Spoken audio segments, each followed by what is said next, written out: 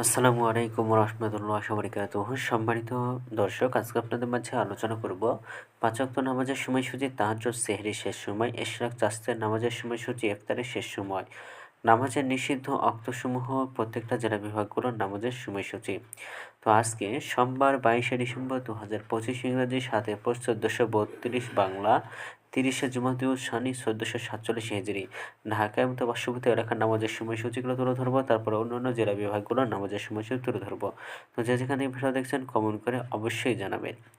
আজকে ঢাকা এবং তার পার্শ্ববর্তী এলাকার ফজরের নামাজের রক্ত শুরু হবে 5টা 17 মিনিটে, শেষ হবে 6টা 35 মিনিটে।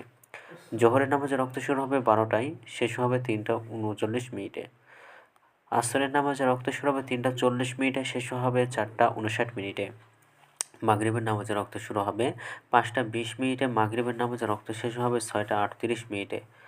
এশার নামাজের রক্ত শুরু হবে 6টা 39 মিনিটে, এশার নামাজের রক্ত শেষ হবে 5টা 12 মিনিটে। আজকে ঢাকা এবং তার পার্শ্ববর্তী এলাকার সেহরির শেষ সময় হলো 5টা 11 মিনিটে। ইফতারের সময় সন্ধ্যা 5টা 20 মিনিটে।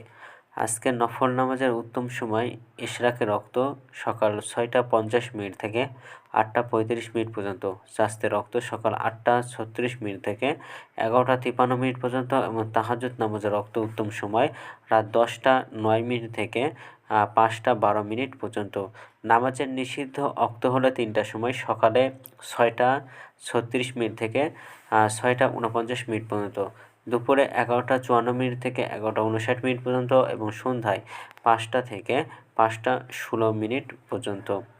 এই ছিল ঢাকা এবং তার পার্শ্ববর্তী এলাকার নামাজের সময়সূচি। এখন আলোচনা করব বিভাগীয় শহরের জন্য উল্লেখিত সময়ের সঙ্গে যেসব বিভাগের সময় আপনারা যোগ বিয়োগ করবেন তা হলো এই।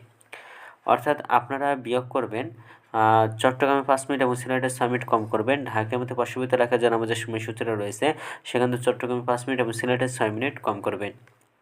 যোগ করবেন খুলনাতে 3 মিনিট, রাজশাহীতে 7 মিনিট, রংপুরে 8 মিনিট, বরিশালে 1 মিনিট বেশি করবেন ঢাকার মধ্যে পার্শ্ববর্তী এলাকার নামাজের সময়সূচি থেকে।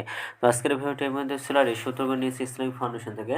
ভিডিওটি ভালো লাগলে অবশ্যই চ্যানেলটি সাবস্ক্রাইব করে পাশে থাকবেন। ধন্যবাদ সকলকে। আসসালামু আলাইকুম রহমতুল্লাহ।